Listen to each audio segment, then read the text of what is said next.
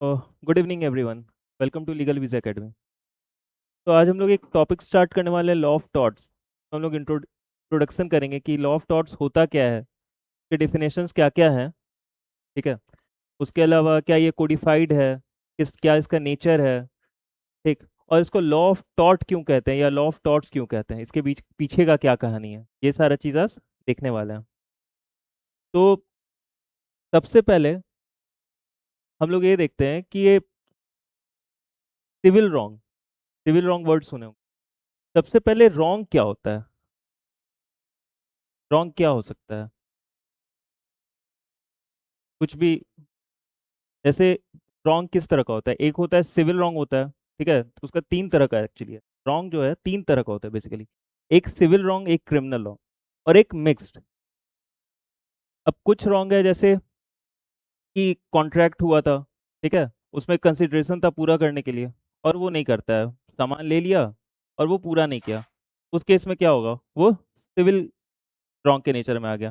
फिर जैसे था कि ए जो था वो बी को मार दिया, ए है बी को मार दिया, वहां पे मर्डर का उस पर चार्ज हुआ, वो क्या हुआ, क्रिमिनल रॉन्ग हो गया। और कुछ होता है जो मिक्स्ड होता है, जैसे तुम्हारा वो क्रिमिनल भी हो सकता है, सिविल भी हो सकता है। हाँ, दोनों हो सकता है। जैसे एक हो गया तुम्हारा न्यूसेंस, क्रिमिनल न्यूसेंस भी होता है। ठीक है, और टॉर्ट में भी हम लोग न्यूसेंस पढ़ेंगे। फिर ट्रेसपास, ट्रेसपास हम लोग बीएनएस में भी पढ़े हैं, और ट्रेसपास इसमें भी आता है। तो दोनों एक्शन लाई कर सकता है। तो सबसे पहले रॉन्ग इस तरह का, इतने तरह का होता है। ठीक है। अब टॉर्ट जो होता है, tort is a civil wrong जिसका which is of unliquidated damage. मतलब एक सिविल रॉन्ग है जिसका जो रेमेडी है वो अनलिक्विडेटेड डैमेज के थ्रू है। ठीक है, दो चीज। तो अब सिविल रॉन्ग, ठीक, सिविल रॉन्ग हम लोग समझ गए, जैसे कि किसी का राइट उसमें वेस्ट कर रहा था।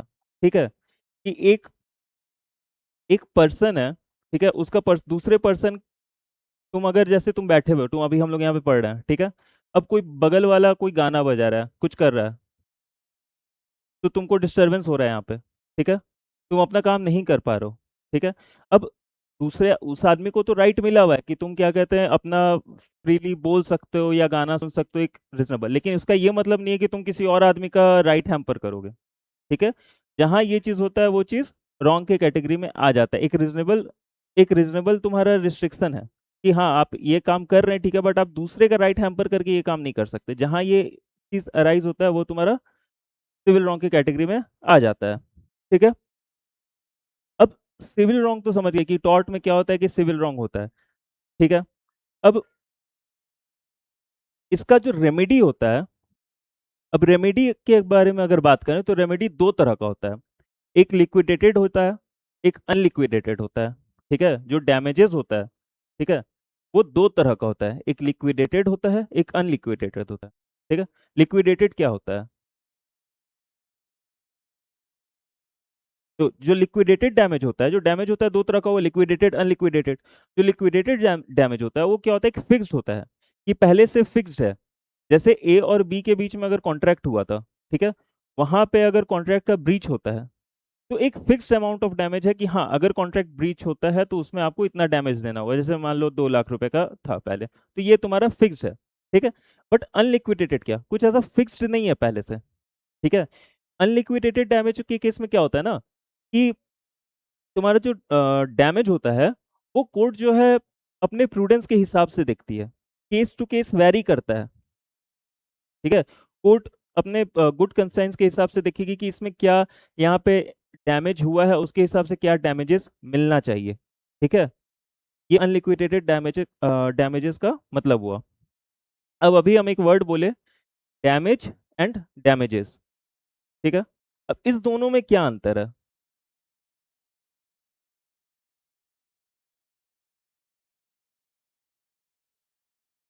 नहीं, डैमेज और डैमेजेस में यहाँ पे अभी हम लोग जो पहला टॉपिक पढ़ रहे हैं उसमें डैमेज और डैमेजेस का मतलब हो गया कि डैमेज की आपका राइट इन्फ्रिंज हुआ है।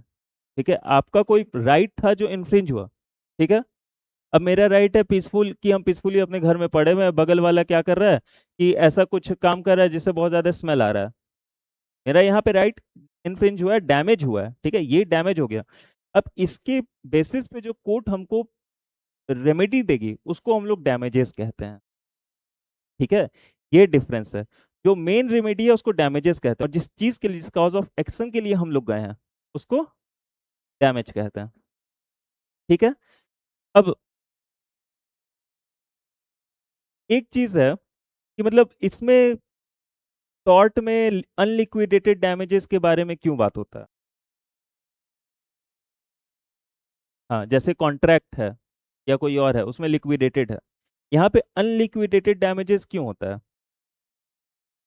ठीक है, इसके पीछे का सबसे बड़ा रीजन ये है कि जो पार्टी है सबसे पहला तो नोन नहीं है एक दूसरे का।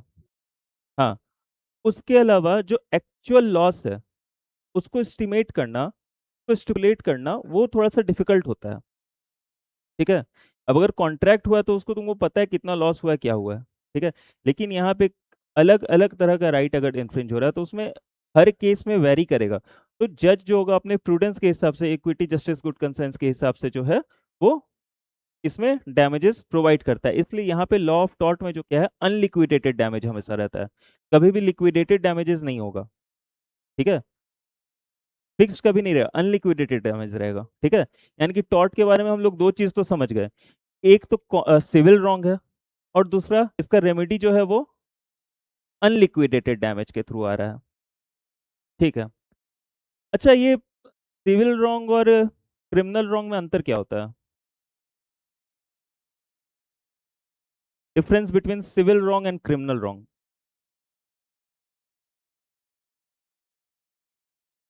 ठीक है,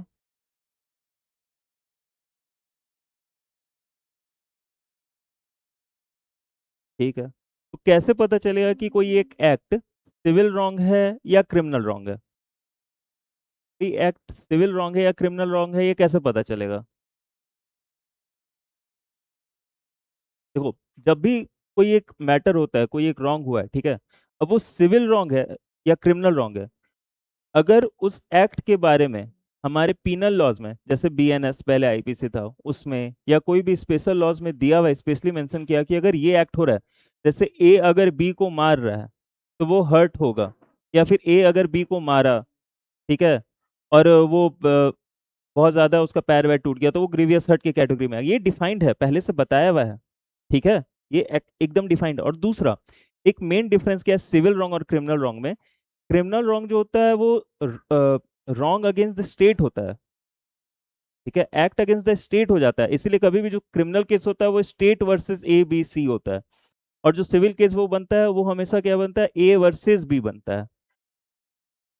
ठीक है, तो ये डिफरेंस, क्योंकि जो क्रिमिनल एक्ट का जो इम्पैक्ट होता है वो सोसाइटी पे एट लार्ज होता है, लेकिन अगर तुम किसी सिविल रॉन्ग को देखो, जैसे मेरा और तुम्हारे बीच में कोई अगर मैटर है तो उसमें हम दोनों इन्वॉल्व है, कोई थर्ड पर्सन इन्वॉल्व नहीं है, कोई सोसाइटी इन लार्ज इन्वॉल्व नहीं है। ठीक है, तो ये एक बेसिक डिफरेंस है जिससे पता चलता है कि ये एक्ट सिविल नेचर का है या क्रिमिनल नेचर का है। ठीक है, अब कोडिफाइड और अनकोडिफाइड। कोडिफाइड लॉ क्या होता है, अनकोडिफाइड लॉ क्या होता है?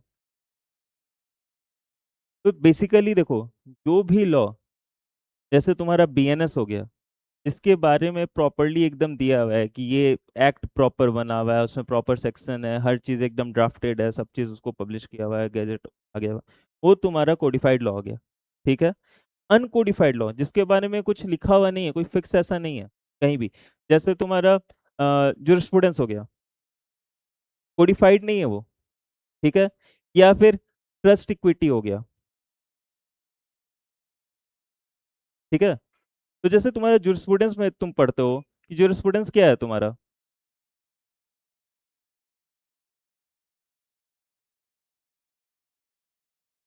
जुरिस्प्रूडेंस थ्योरेटिकल सब्जेक्ट है। दूसरा क्या, इंटरप्रेटर, सॉरी हम ट्रस्ट बोल रहे थे, इंटरप्रिटेशन ऑफ स्टैट्यूट्स। ठीक है, इंटरप्रिटेशन ऑफ स्टैट्यूट्स क्या है, उसका भी कोई सेक्शन नहीं है, ट्रस्ट एक्ट में सेक्शन है, वो कोडिफाइड में आएगा। ठीक है, इंटरप्रिटेशन ऑफ स्टैट्यूट्स क्या हो गया, उसमें भी तुम्हारा कोई सेक्शन नहीं है, कोई कोडिफाइड नहीं है, जैसे हम लोग बेयर एक्ट खोलते हैं, बेयर एक्ट है ना, बट तुमको इंटरप्रिटेशन ऑफ स्टैट्यूट्स का या जुरिस्प्रूडेंस का बेयर एक्ट नहीं मिलता है, एक बेसिक डिफरेंस है कोडिफाइड और अनकोडिफाइड। ठीक है, एक प्रॉपर उसके बारे में लिखा हुआ है कि इस सेक्शन में ये ऑफेंस है, उसका ये डेफिनेशन है, ऐसे ऐसे। ठीक है, तो उसी तरह से जो तुम्हारा लॉ ऑफ टॉर्ट है, ठीक है, वो अनकोडिफाइड है। ठीक है, इसका कोई प्रॉपर एकदम एक्ट नहीं बना हुआ है। ठीक है। तीसरा चीज, सब्सटैंटिव लॉ और प्रोसीड्यूरल लॉ। ठीक है। अब सब्सटैंटिव लॉ क्या होता है, ये बेसिक अभी इंट्रोडक्शन है टॉट स्टार्ट करने से पहले। ठीक है। अब सब्सटैंटिव लॉ क्या हुआ, वो लॉ जहां पे क्लियरली लिखा हुआ है। ठीक है। जैसे हम लोग का बीएनएस है, जो भी पीनल लॉज हो गया, जो हम लोग का दे रहा है कि ये एक्ट हुआ तो उसका ये पनिशमेंट है, क्लियरली है। ठीक है। बीएनएस में सेक्शन सेक्शन 101 में है, या ये सब कि ये एक्ट है, ये पनिशमेंट है उसका। ठीक है। अब प्रोसीड्यूरल लॉ क्या होता है। ठीक है। तो प्रोसीड्यूरल लॉ ये हुआ, प्रोसीड्यूरल लॉ ये होता है कि जो तुम्हारा प्रोसेस बता रहा है। ठीक है। जैसे प्रोसीजर कि लाइक आप एक केस फाइल किया। ठीक है। अब उसमें किस तरह से होगा, एफआईआर फाइल हुआ है तो वो कैसे जाएगा, इसके बाद का क्या प्रोसेस होगा, जितने भी प्रोसीजर बता रहे हैं वो सारे प्रोसीजर लॉ में आ जाते हैं। ठीक है। तो ये हो गया सब्सटैंटिव, ये हो गया प्रोसीजरल। प्रोसीजरल का एग्जांपल क्या, सीपीसी हो गया। ठीक है। बीएनएसएस जो पहले सीआरपीसी था हो गया, फिर एविडेंस एक्ट हो गया। ठीक है। तो ये, हाँ, प्रोसीड्यूरल लॉ सिविल का भी है, क्रिमिनल का भी है। ठीक है। और हम बेसिकली ये तुमको आपको डिफरेंस बता रहे थे कि सब्सटैंटिव लॉ क्या होता है, प्रोसीड्यूरल लॉ क्या होता है। ठीक है। अब सबसे बड़ा क्वेश्चन कि टॉर्ट क्या है, व्हाट इज टॉर्ट। और इसका क्यों अभी तक, दूसरा क्वेश्चन ये भी है कि इसका क्यों अभी तक कोई ऐसा साइंटिफिक एक डेफिनेशन नहीं है, एक फिक्स डेफिनेशन नहीं है। जैसे अगर हम लोग मर्डर के बारे में बात करें, या फिर हम लोग हर्ट के बारे में बात करें, या थेफ्ट के बारे में बात करें, या कोई भी दूसरा ब्रीच ऑफ कॉन्ट्रैक्ट हो गया या कुछ, तो वो सब क्लियरली उसका एक दिया हुआ है कि ये ऐसा एक्ट है, ये है, ये है, ये उसका एक प्रॉपर डेफिनेशन है, और उसका एसेंशियल एलिमेंट्स है, सेक्शंस में क्लियरली मेंशन है। ठीक है। बट टॉट का ऐसा कुछ भी नहीं है। ठीक है। तो सबसे पहले तो हम लोग समझते हैं टॉट होता क्या है, व्हाट इज टॉट। ठीक है। तो जो लिमिटेशन एक्ट का सेक्शन 2M है, वो डिफाइन किया है। हम लोग का जो लिमिटेशन एक्ट है 1963, वो डिफाइन किया है कि टॉट क्या है। तो tort means a civil wrong. Tort means a civil wrong which is not exclusively a breach of contract or trust. ठीक है। मतलब टॉर्ट जो है एक सिविल रॉन्ग है। ठीक। अब ये हो गया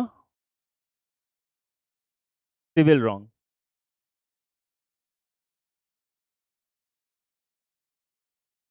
ठीक है। ये हो गया सिविल रॉन्ग। यहाँ डेफिनेशन में हम लोग क्या पढ़ रहे थे, tort is a tort is a civil wrong. ठीक। मतलब टॉर्ट का मतलब वो सिविल रॉन्ग है। ठीक। विच is not exclusively a breach of contract और ट्रस्ट। इसका मतलब जितने भी सिविल रॉन्ग हुए वो टॉर्ट के कैटेगरी में तो आ जाएंगे। सॉरी, जितने भी टॉर्ट हुए वो सिविल रॉन्ग की कैटेगरीज में तो आ जाएंगे। लेकिन क्या सारे के सारे सिविल रॉन्ग टॉर्ट की कैटेगरीज में आएंगे। जैसे एग्जांपल, ए और बी के बीच में कॉन्ट्रैक्ट था। ठीक है। अब ए बी जो है वो कॉन्ट्रैक्ट का ब्रीच किया, उसके लिए हम लोग का फिक्स रेमेडी सिविल रॉन्ग तो ये भी है, लेकिन हम लोग का फिक्स रेमेडी क्या है कि कॉन्ट्रैक्ट एक्ट में उसमें प्रोवाइड किया हुआ है ना। तो यानी कि सिविल रॉन्ग तो हो रहा है। ठीक है। बट वो कॉन्ट्रैक्ट और ट्रस्ट के हिसाब से नहीं आ रहा है, ट्रस्ट में नहीं आ रहा है। ठीक। यानी कि सिविल रॉन्ग इज टॉर्ट। ये डेफिनेशन सेक्शन 2M में दिया हुआ है। ठीक है। अब इसका मतलब क्या हुआ, जैसे एक बार दूसरे एग्जांपल से अगर समझें, तो अगर कॉन्ट्रैक्ट वाला ही था, जैसे कॉन्ट्रैक्ट वाले एग्जांपल में अगर आते हैं, तो ब्रीच ऑफ कॉन्ट्रैक्ट हुआ है वो सिविल रॉन्ग में आता है। ठीक है।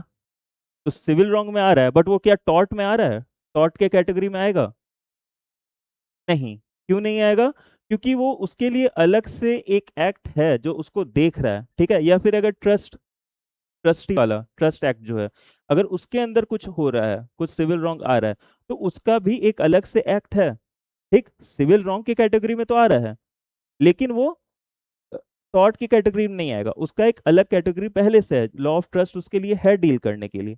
ठीक है। तो इसलिए टॉर्ट जो होता है वो सिविल रॉन्ग होता है, लेकिन सारा सिविल रॉन्ग जो है वो टॉर्ट नहीं कहलाता है।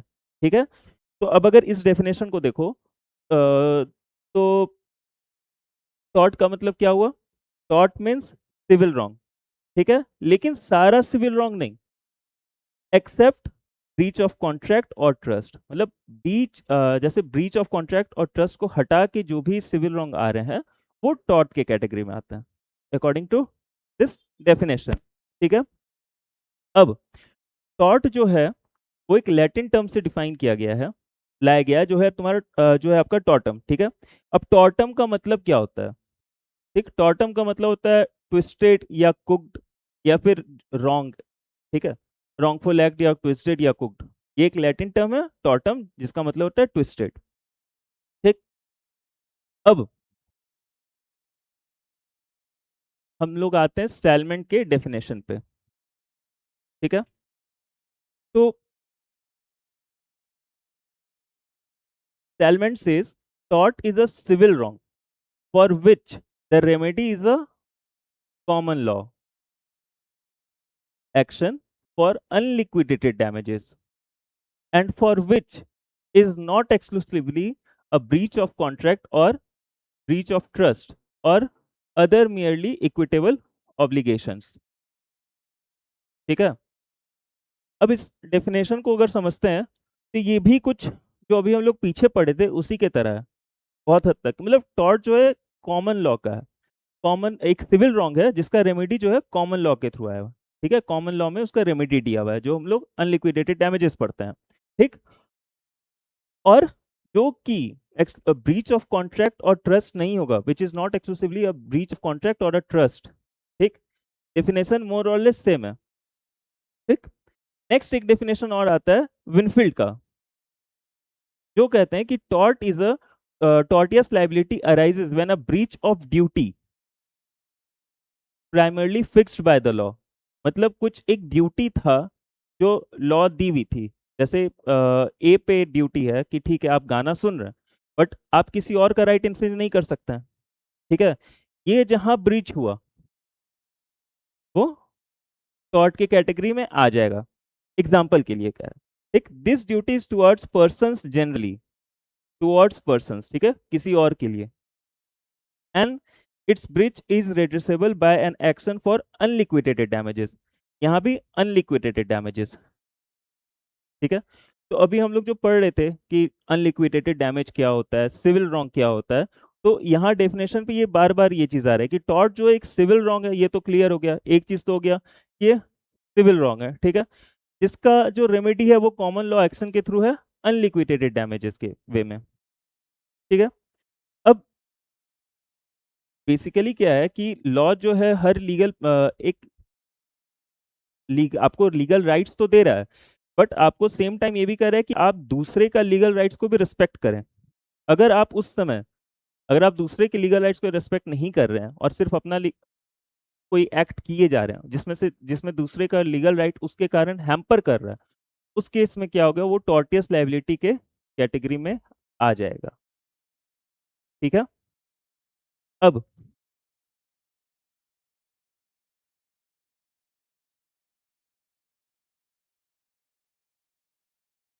अब ये बहुत इंपॉर्टेंट एक कंसेप्ट है कि law of tort and law of torts.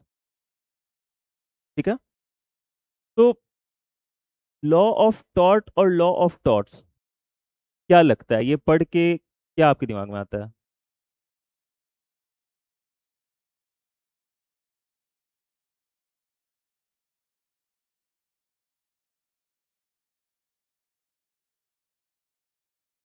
ठीक है, इसके पीछे दो फेमस लोग हैं, विनफील्ड और सैलमेंट, जो अपना अपना थ्योरी दिए हैं। ठीक है? सबसे पहले तो ये क्वेश्चन आ जाता है एग्जाम में जनरली कि लॉ ऑफ टॉर्ट्स किसने दिया था, लॉ ऑफ टॉर्ट किसने दिया था, ये किसका थ्योरी था, ये किसका थ्योरी था। तो बस एस से याद रखना है, एस है तो सैलमेंट। ठीक है, अब सैलमेंट का कहना था कि हमेशा लॉ ऑफ टॉर्ट्स होगा। क्यों ऐसा होगा? तो सैलमेंट जो है वो कह रहे थे कि जो एक स्पेसिफिक टाइप ऑफ थॉट्स है, ठीक है, जो कि जैसे हो गया असॉल्ट हो गया, बैटरी हो गया या न्यूसेंस हो गया, ठीक है, तो उसी तरह का उतना ही हो सकता है, और उसमें अगर कुछ ऐसा फॉल करता है, किसी का लीगल राइट इन्फ्रिंज होता है, तो वो इसी कैटेगरी में फॉल करेगा और उस पे उसको रिवॉर्ड, सॉरी, डैमेजेस मिलेगा, ठीक है। ये एक फेमस पिजन होल थ्योरी दिए थे सैलमन, लॉ ऑफ थॉट्स के सपोर्ट में। उनका कहना था, इसको इस डायग्राम से समझ सकते हैं, कि लॉ ऑफ थॉट जो है वो एक कुछ फिक्स्ड टाइप का है, ठीक है। लॉ ऑफ थॉट्स जो है वो एक फिक्स टाइप का है, जैसे न्यूसेंस हो गया या बैटरी हो गया, या फिर न्यूसेंस हो गया, बैटरी हो गया, या फिर जो डिफेमेशन होता है वो हो गया, ठीक है। तो ऐसे कुछ कुछ एग्जांपल्स हैं, ठीक है, आपके इतने तरह के ही होते हैं, इसके अलावा और नहीं होते हैं, ठीक है। तो इन कैटेगरीज में अगर आ रहा है जो फिक्स कैटेगरी है, तो वो टॉर्ट्स का होगा। अगर उसके बाहर अगर आ रहा है तो वो टॉर्ट्स की कैटेगरी में नहीं आएगा, ठीक है। तो अब ऐसा भी तो हो सकता है कि कोई राइट इन्फ्रिंज हुआ, ठीक है, ए जो है बी का कोई राइट इन्फ्रिंज कर रहा है, बट वो इस कैटेगरी में नहीं फॉल कर रहा हो।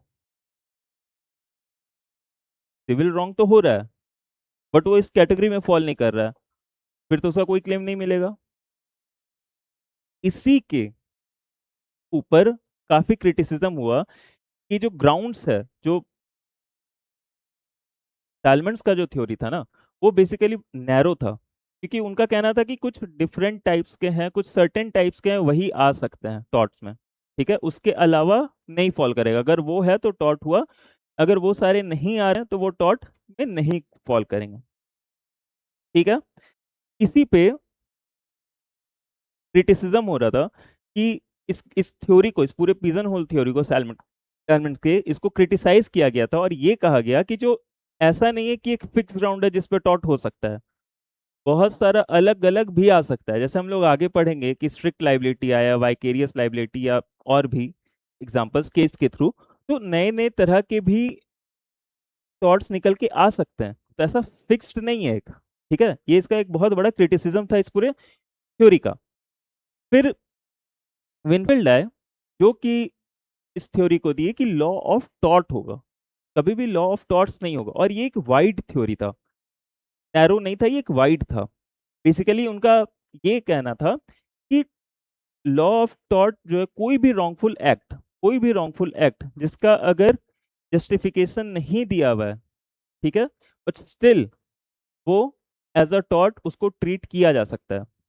जैसे सेलमेंट कह रहे थे ना कि बस ये 6 तरह के हैं, अगर इसमें फॉल करता है तो वो टॉट्स की कैटेगरी में आ जाएगा, इसलिए लॉ ऑफ टॉट्स है, ठीक है। बट ऐसा भी सिचुएशन हो सकता है कि कोई रॉन्ग तो हो रहा है, वो सिविल रॉन्ग हो रहा है, लेकिन उसका कोई जस्टिफिकेशन नहीं है, कोई पहले से प्रेसिडेंट नहीं है, कुछ नहीं है उस केस में। उसी केस में इसीलिए विनफील्ड है जो कहे कि नहीं, लॉ ऑफ टॉर्ट होगा, कि अगर सिविल रॉन्ग हो रहा है तो भले ही उसका कोई जस्टिफिकेशन ना हो, फिर भी वो टॉर्ट के कैटेगरी में आएगा, ठीक है। तो ये जो इनका कंसेप्ट है ये बहुत वाइड था। अब इसमें आपको पढ़ के लग रहा होगा ना कि अच्छा ठीक है, इसमें मतलब और भी आ सकते हैं, हो सकता है अभी हम लोग कुछ फोर्सीन नहीं कर पा रहे हैं कि ये एक्ट भी टॉर्ट की कैटेगरी में आ जाएगा, ठीक।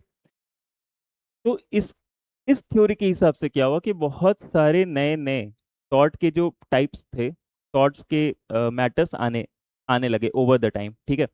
जैसे कि एक फेमस केस है रेलैंड वर्सेस फ्लेचर, जिसमें स्ट्रिक्ट लाइबिलिटी का कंसेप्ट दिया गया था, ठीक। उसके अलावा एक और केस है कि MC Mehta versus union of India, 1987 का केस है। इसमें जो है एब्सोल्यूट लाइबिलिटी का कंसेप्ट दिया गया था इंडियन कोर्ट के थ्रू।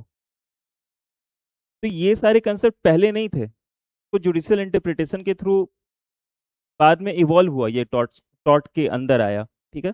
तो सैलमन का जो ये पिजन होल थ्योरी था यहाँ पे गलत हो गया। ऐसा फिक्स टाइप ऑफ टॉट तो है नहीं, कुछ और भी टॉट हो सकते हैं जो ओवर द टाइम इवॉल्व हो सके। तो एन नंबर ऑफ पॉसिबिलिटीज है, कोई फिक्स नहीं है कि 1 2 3 4, ये 10 हो सकते हैं या 20 हो सकते हैं, इनफिनाइट पॉसिबिलिटीज हो सकते हैं।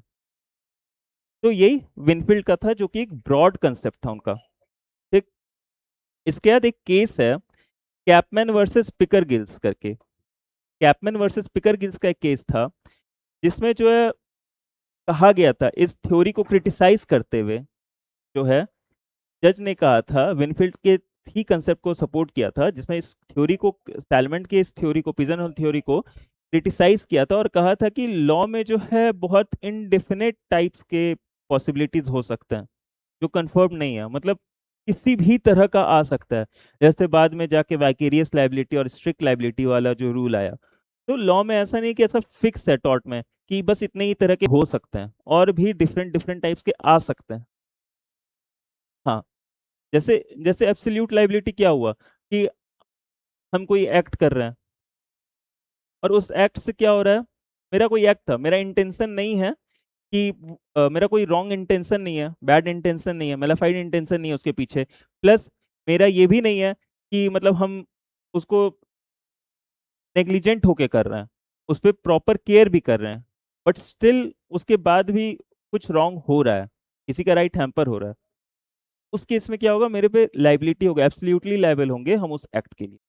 ठीक है, एक ये मतलब ऊपर ऊपर अगर इस कंसेप्ट को समझे तो ठीक है। तो ये इस कंसेप्ट भी बाद में आया था, इसलिए जो सैलवेंट का जो था थ्योरी कि लॉ ऑफ थॉट्स होता है, पिजन होल थ्योरी की, बस कुछ कुछ तरह के हैं, अगर इतने में आते हैं तो वो लॉ ऑफ थॉट की कैटेगरी में आएंगे, अगर नहीं आते हो तो वो नहीं होंगे। तो इस थ्योरी से तो फिर वही होता कि ए का था, ए का सिविल राइट, सिविल रॉन्ग ए के साथ हो रहा है, बट वो डैमेज नहीं ले सकता, क्यों? क्योंकि इसमें फिट नहीं हो रहा है। तो इस थ्योरी के हिसाब से एमसी मेहता वाला केस या रेलैंड वर्सेस स्वेचर वाला भी केस नहीं आता, वो टॉट की कैटेगरी में नहीं आता, बट विनफील्ड का जो था कंसेप्ट जिसको सपोर्ट किया गया, और इसी कंसेप्ट पे जो था कैपमैन कैपमैन वाली केस दी आई थी 1962 में। कैपमैन वर्सेस पिकर गिल का केस था जिसमें ये जज ने कहा था कि इनफिनाइट पॉसिबिलिटीज हो सकते हैं। ठीक है, अब कुछ एक दो पॉइंट और है। एक तो इसके काइंड्स को देख लेते हैं हम लोग। ठीक है, तो थॉट्स जो है वो तीन तरह के हो सकते हैं रफली। एक तो इंटेंशनल हो सकता है, एक अनइंटेंशनल हो सकता है, और एक स्ट्रिक्ट लाइबिलिटी टॉर्ट्स हो सकता है। ठीक है, अब इंटेंशनल टॉर्ट्स क्या हो सकता है, थोड़ा थोड़ा आप सोचिए क्या आ सकता है इंटेंशनल टॉर्ट्स के एग्जाम्पल में।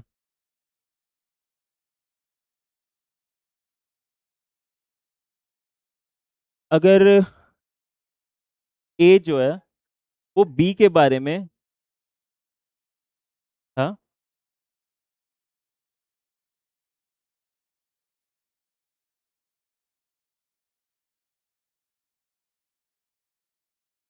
जैसे जैसे ए और बी है, ठीक है, ए और बी के एग्जाम्पल से समझते हैं। ठीक है, अब ए जो है बी के बारे में कुछ बोल रहा है, उसको पता है कि वो गलत बोल रहा है, इंटेंशन है कहीं यहीं पे, यहाँ पे इंटेंशन, इंटेंशनली उसके बारे में गलत बोल रहा है, डिफेम कर रहा है। या फिर ए जो है वो जानबूझ के पानी गंदा कर रहा है जिससे फाउल स्मेल आए। तो ये सब इंटेंशनल कैटेगरीज में आ गए। ठीक है, जैसे डिफेमेशन हो गया, या फिर असॉल्ट का हो गया एग्जाम्पल, या फिर बैटरी का एग्जाम्पल हो गया। ये क्या इंटेंशन, ए जो इंटेंशन के साथ दूसरे आदमी पे कर रहा है, एक आदमी दूसरे आदमी के पास के ऊपर ये काम जो कर रहा है वो इंटेंशन के साथ कर रहा है, अनइंटेंशनली तो नहीं कर रहा है। ठीक, तो एक इंटेंशनल टॉट्स हो गए, जैसे असॉल्ट,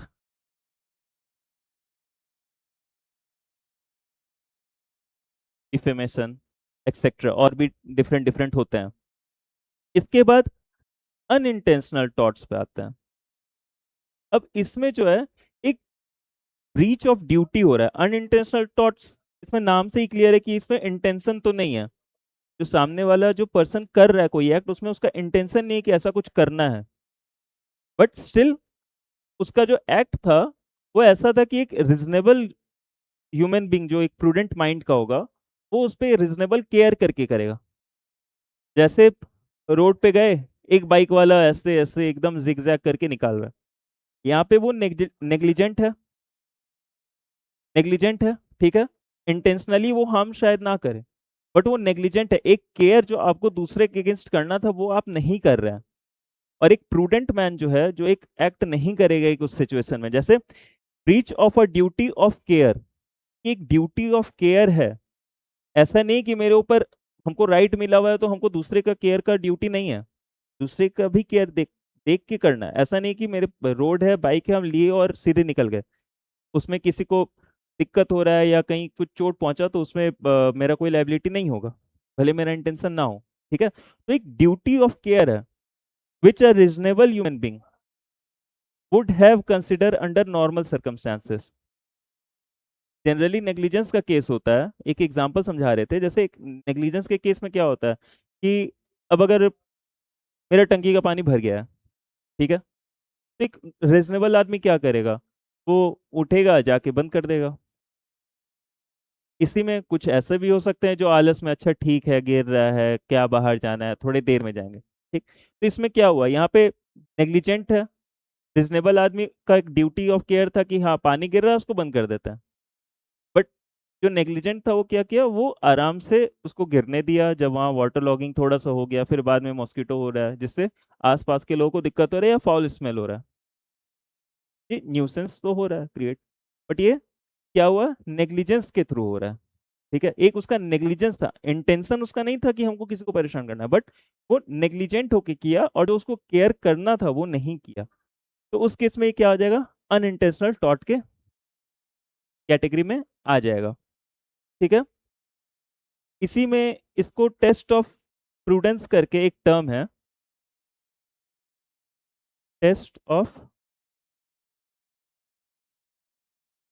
प्रूडेंस, ठीक है। टेस्ट ऑफ प्रूडेंस मतलब कि एक नॉर्मल आदमी, एक सेंसेबल आदमी उस एक्ट पे उस समय क्या करता, ठीक है, उस बेसिस पे टेस्ट करते कि ये अनइंटेंशनल टॉर्ट के बेसिस पे आता है कि नहीं आता। नेग्लिजेंस का ही केस होता है बेसिकली जिसमें ये चीज आता है, ठीक है। एंड लास्ट जो स्ट्रिक्ट लाइबिलिटी टॉर्ट है, जैसे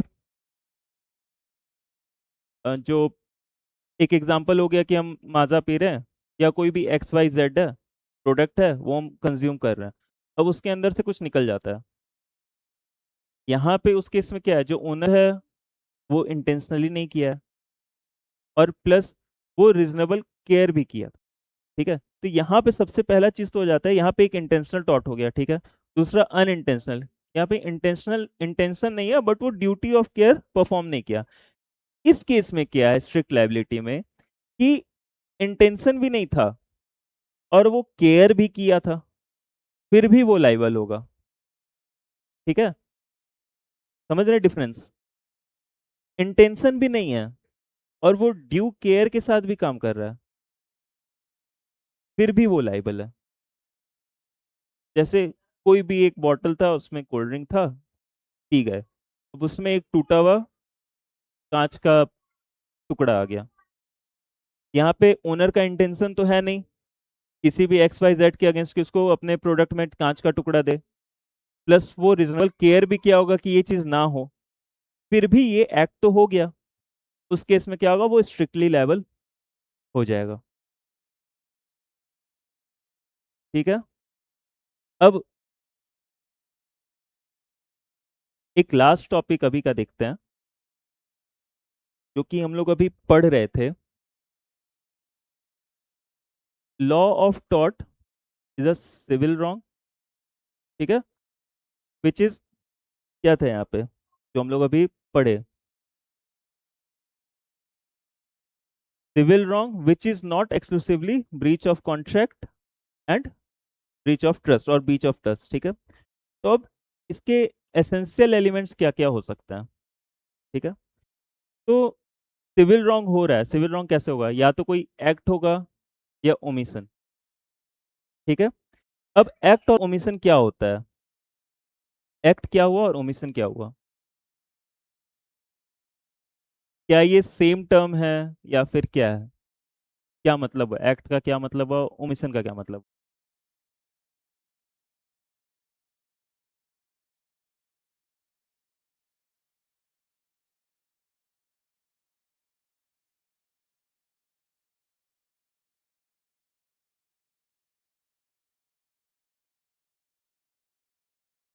नहीं, एक्ट आपका क्या होता है कि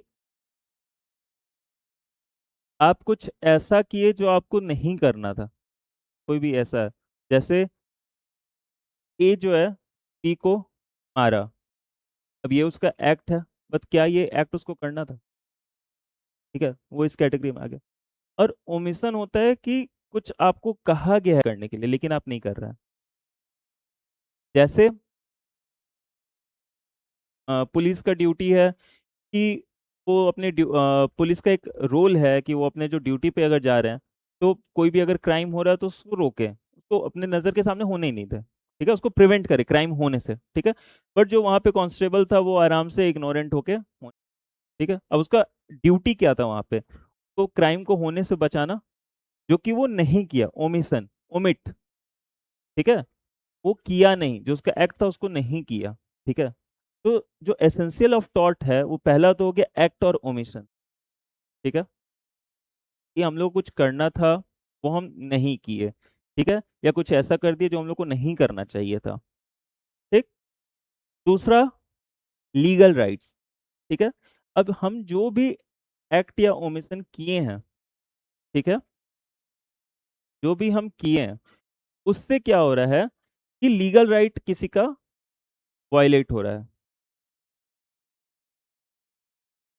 लीगल राइट, अब जैसे हम अ, जैसे ए बी को मारा, बी का एक लीगल राइट था, या ए बी के बारे में डिफेमेटरी स्टेटमेंट दिया, अब उसका लीगल राइट तो वायलेट हुआ, यहाँ पे बी का जो लीगल राइट है वो वायलेट हुआ, यानी कि ए के एक्ट से लीगल राइट वायलेट हो रहा है दूसरे का, ठीक है।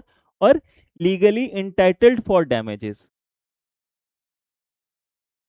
जो बी है वो लीगली इंटाइटल्ड भी होना चाहिए डैमेजेस के लिए। अब इसको इस तरह से समझते हैं कि ए जो है वो बी को मारा, अब बी के साथ रॉन्ग हुआ है, बी को तो डैमेज मिलना चाहिए, यहाँ पे लीगली इंटाइटल्ड है बी, इसको डैमेज मिलना चाहिए। लेकिन अब ए जो है अपना स्कूल चला रहा है, ठीक है, उसी रोड पे बी अपना स्कूल खोल दिया, ए का बच्चा कम हो गया, अब ए को डैमेज तो हो रहा है, लेकिन क्या वो लीगली इंटाइटल्ड है बी से लेने के लिए? वो बी से तो नहीं लेगा, वो लीगली इंटाइटल्ड नहीं है डैमेज क्लेम करने के लिए, ठीक है। तो एक्ट और ओमिशन तो वहां पे भी हुआ, लेकिन क्या लीगल राइट इन्फ्रिंज हुआ या लीगली इंटाइटल्ड हुआ? नहीं, ठीक है। तो ये डिफरेंस है, ये एसेंशियल, अगर ये चीज होता है तभी हम लोग कहेंगे कि हाँ मतलब वो मतलब टॉर्ट के इसमें आ रहा है, ठीक है। अब ये हमेशा लीगल राइट रहेगा, सोशल या मोरल राइट नहीं हो सकता है, ठीक है। जैसे कि अ, अगर सोशल या मोरल राइट का एग्जांपल लें तो है कि हम जा रहे हैं रोड पे और देखिए कि कोई गिर गया, तो मेरा एक मोरल राइट या सोशल राइट बनता है ना कि उसको उठा दें या उससे उसको साइड कर दें, उसका देख लें, उसको देख लें, उसको कोई दिक्कत ना हो, फिर अपना चले जाएं, ठीक है, उसको अगर गिर गया बाइक चलाते चलाते तो, ठीक है। बट हम क्या किए, उसको इग्नोर करके आगे चलते चले गए। अब यहाँ पे एक सोशल राइट तो हो रहा है, एक मोरल राइट कहता है कि हमको उसको रुक के हेल्प करना चाहिए था, हम नहीं किया, हम चले गए, तो यहाँ पे इन्फ्लुएंस तो हुआ है, बट क्या वो टॉर्ट की कैटेगरी में आएगा? नहीं, क्योंकि लीगल राइट इन्फ्रिंज होना चाहिए। जो भी एक्ट और ओमिशन है वो लीगली रिकॉग्नाइज्ड होना चाहिए लॉ के थ्रू। अगर लॉ कह रही है, जैसे इसी एग्जाम्पल को लेते हैं, हम गिर गए, जैसे वो बाइक वाला गिर गया, ठीक है, और हम इग्नोर करके चले गए, सेम टाइम पे, सेम टाइम पे एक पुलिस जा रहा है, ठीक है, अब उसका ड्यूटी है कि अगर कोई गिरा हुआ है या कहीं अगर चोरी हो रहा है तो वो रुक करके उसको रोके, ठीक है, उसको प्रिवेंट करे होने से, बट वो छोड़ के चला गया, उसका तो वो लीगल राइट बन रहा है। जैसे इसका एक फेमस एग्जांपल है कि एक आदमी डूब रहा था, ठीक है, ए देखा कि वो आदमी डूब रहा है, ठीक, तो क्या किया, उसको इग्नोर करके चला गया, उसको बचाने नहीं गया पानी में। सेम उसी समय एक कोस्ट गार्ड वाला था, तो कोस्ट गार्ड क्या होता है, कोस्ट गार्ड एक जनरली समुद्र के बगल में या रिवर के बगल में उनको रखा जाता है कि अगर कोई डूब रहा है या कुछ हो रहा है तो उसको मदद करने के लिए, तो उसका एक लीगल ड्यूटी है कि अगर कहीं कुछ होता है तो उसको प्रिवेंट करना। बट कोस्ट गार्ड क्या किया, जो बी डूब रहा था पानी में उसको बचाया नहीं, तो यहाँ पे लीगल राइट तो इन्फ्रिंज हुआ, ठीक, लेकिन ए के ऊपर कोई एक्शन नहीं आएगा, क्यों? क्योंकि ए के ऊपर कोई ऑब्लिगेशन नहीं, मोरल राइट इन्फ्रिंज कर रहा था, ठीक है। तो ये हमेशा लीगल राइट होगा, सोशल या मोरल, ये नहीं होगा, ठीक है। तो एक्ट या ओमिशन, लीगल राइट और लीगली इंटाइटल्ड फॉर डैमेजेस। अब अगर ये चीज है तो टॉर्ट का एसेंशियल ओवर टॉर्ट के कैटेगरीज में आ जाएगा, ठीक है।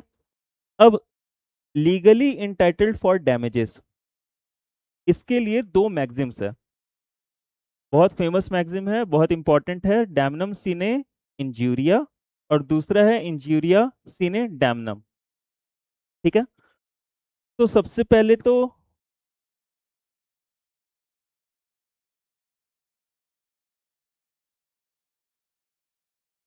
हाँ, डैमेज विदाउट इंजरी, डैमनम सीने इंजूरिया मतलब damage without any legal injury, damage हो रहा है, ठीक, without legal injury, legal injury नहीं, लीगल राइट नहीं इन्फ्रिंज हुआ है, डैमेज हुआ है, ए से बी का डैमेज हुआ है, लेकिन बी का कोई लीगल राइट इन्फ्रिंज नहीं हुआ है, ठीक है।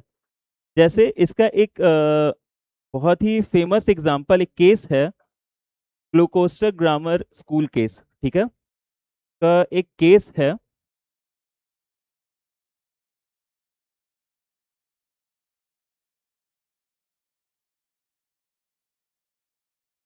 ग्रामर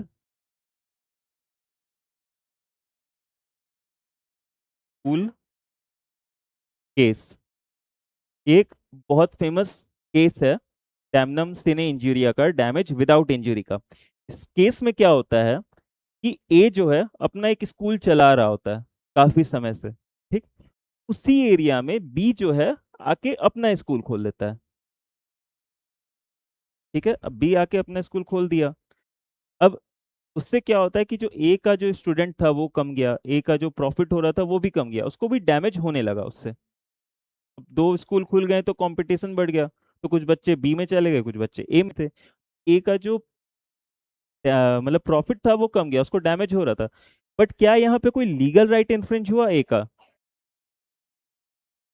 लीगल राइट तो नहीं इन्फ्रिंज हुआ, क्यों? क्योंकि ए जो है वो अपना बिजनेस कर रहा है, बी जो अपना काम कर रहा है, ठीक। तो ये यहाँ पे डैमेज तो हो रहा है बट विदाउट इंजरी, ठीक है, डैमेज विदाउट इंजरी। इस केस में क्या होगा, इसको, ये टॉर्ट केस में नहीं आएगा, ठीक है, क्योंकि यहाँ पे डैमेज हो रहा है लेकिन इंजरी, कोई लीगल राइट इन्फ्रिंज नहीं हो रहा है। लीगल राइट इन्फ्रिंज होगा तभी उसके डैमेज मिलेगा, डैमेजेस मिलेंगे कोर्ट से, ठीक है, वो टॉर्ट में जाएगा, एक सिविल रॉन्ग आए होगा, ठीक है। अब एक और इसमें दूसरा जो है वह इंजूरिया सीने डैमनम, मतलब इंजरी विदाउट डैमेज, मतलब यहाँ पे लीगल राइट इन्फ्रिंज हो रहा है लेकिन कोई डैमेज नहीं हो रहा है। जैसे एक एग्जांपल, हमारा लीगल राइट है कि हम वोट करें, हमको वोट करने दिया नहीं गया, जैसे हम जा रहे हैं कल, बाकी पूरे का इलेक्शन था, उसमें हम जा रहे थे वोट डालने के लिए, पुलिस वाले रोक दिए, नहीं देने दिए, ठीक है। बट जो कैंडिडेट जीतना था वही जीता, जिसको हम देना चाहते थे वोट वही जीता, तो क्या मेरा कोई डैमेज हुआ है यहाँ पे? नहीं, क्योंकि हम तो उसी को जिताना चाहते थे और वो जीत गया। बट क्या मेरा लीगल राइट इन्फ्रिंज हुआ है? क्या हमको इंजरी हुआ है यहाँ पे? मेरा राइट था, राइट टू वोट, जो हमको नहीं करने दिया गया, तो हम एक्सरसाइज नहीं कर सके, यानी कि मेरा लीगल राइट तो इन्फ्रिंज हुआ है, इंजरी तो हुआ है, भले ही डैमेज नहीं हुआ हमको, जो मेरा कैंडिडेट था वही जीता, बट इंजरी तो हुआ है। तो इस केस में क्या होगा, ये एक्शन टॉर्टियस एक्शन अराइज होगा, ठीक है। अब इसमें कुछ इंपॉर्टेंट केसेस हैं, जैसे एक है एस्पे वर्सेस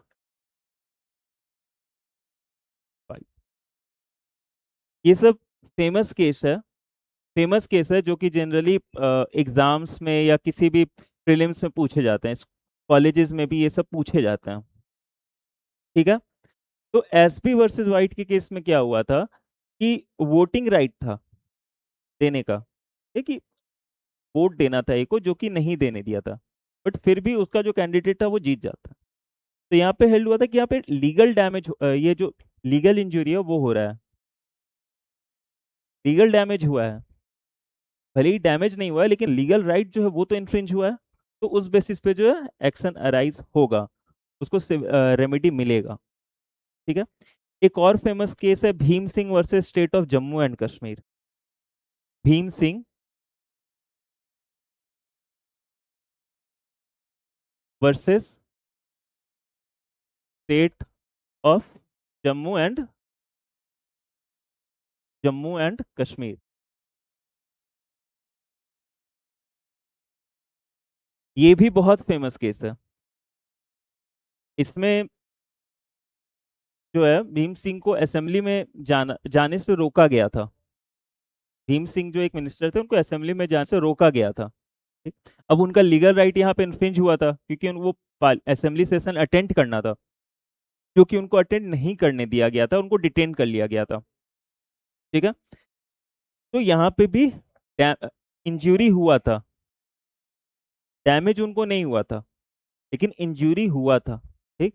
का लीगल राइट इन्फ्रिंज हुआ था, तो ये कैटेगरी में फॉल करेगा। ठीक है। अब हम लोग एक क्वेश्चन पे आते हैं जो जनरली पूछा जाता है कई बार, व्हाट इज टॉट, जो हम लोग पढ़ रहे थे, व्हाट इज टॉट एंड क्यों इसका एक कोई स्पेसिफिक डेफिनेशन नहीं है। तो हम लोग किए थे कि क्यों इसका कोई स्पेसिफिक डेफिनेशन नहीं है। तो ये चीज, अब इतना सारा चीज पढ़ने के बाद एक चीज क्लियर हुआ होगा आपको कि लॉ को एक पर्टिकुलर फ्रेम में, बॉक्स में डिफाइन नहीं कर सकते हैं, क्योंकि बहुत सारे अनफॉरसीन सर्कमस्टेंसेस अराइज हो सकते हैं, बहुत सारे different types of act arise हो सकते हैं जो कि थॉट्स के कैटेगरी में फॉल करेंगे। इसलिए इसका कोई साइंटिफिक डेफिनेशन अभी तक नहीं है, इसका कोई साइंटिफिक डेफिनेशन अभी तक नहीं है। ठीक है। और टॉर्ट क्या है, तो ये हम लोग समझ गए कि टॉर्ट जो है एक सिविल रॉन्ग है विच is not exclusively a breach of contract और ट्रस्ट। हम लोग के section limitation act 1963 section 2M में ये डिफाइंड है। उसके अलावा सैलमन एंड विलफील्ड का अलग अलग डेफिनेशन आया था। फिर सैलमन का थ्योरी की लॉ ऑफ टॉर्ट्स होता है, वो पिजन होल थ्योरी आया जिसको क्रिटिसाइज किया गया। एंड फिर विनफील्ड का कंसेप्ट था कि लॉ ऑफ टॉर्ट एक वाइडर कंसेप्ट है कि लॉ ऑफ टॉर्ट होगा हमेशा। क्यों होगा लॉ ऑफ टॉर्ट हमेशा? क्योंकि बहुत सारे अनफोर्सीन एक्ट हैं, अराइज हो सकते हैं, जैसे स्ट्रिक्ट लाइबिलिटी हुआ, वाइकेरियस लाइबिलिटी बाद में इवॉल्व हुआ। ठीक।